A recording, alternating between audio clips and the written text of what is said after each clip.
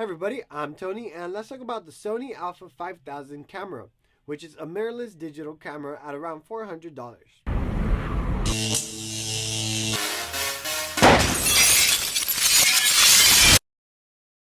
Let's get the big elephant out of the room first. You're probably wondering why would you need a digital camera when your own cell phone can probably record up to 4K, which is pretty good.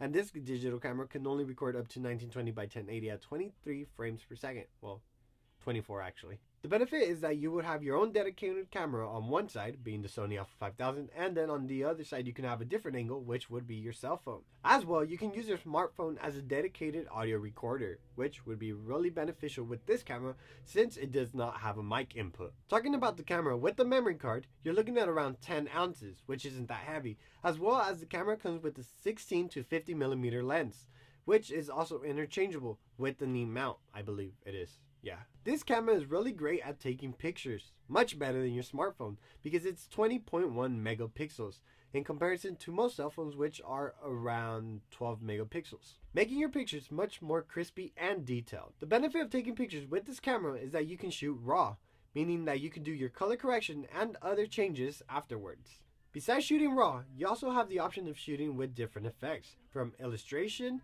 RAW, and watercolor, among others.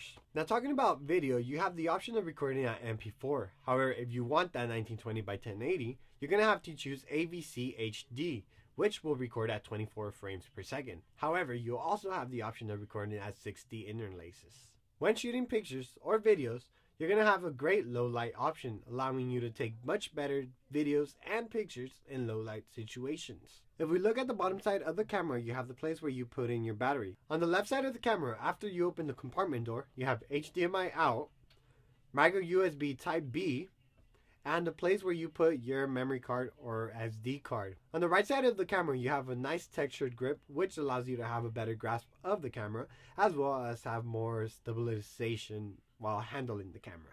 The Sony a5000 has a 12.3 resolution APS-C sensor, which is found in most DSLRs under $1,000. On the front, you have your 16 to 50 millimeter lens. On top, you have your on-off switch, zoom control, and shutter button, and your left and right microphone. However, if you want to listen to the sound you just recorded, you're going to have to probably do that from the computer because the speaker on the camera itself doesn't have a loud sound range. However, the sound is pretty decent once you actually listen to it. The camera also has NFC and Wi-Fi capabilities, allowing you to transfer images to your smartphone. However, it's going to be much more difficult through an iOS device. And finally, this camera probably only has one feature it's missing and one bad thing. The feature it's missing is a mic input, so you're probably going to have to use an external audio recorder. And the bad thing it has is that towards the Sony logo on that 3-inch LCD screen, which I'm pretty sure is LCD, right? It has a bad viewing angle, but other than that, it's a pretty great camera. So that's basically it for this video. The Sony a5000 is a great budget camera that's great for YouTube, vlogging, videography, cinematography, and everything in between. If you liked this video, go ahead and hit that thumbs up. If you didn't, hit the thumbs down.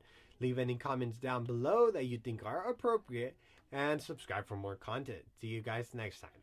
That's a cut.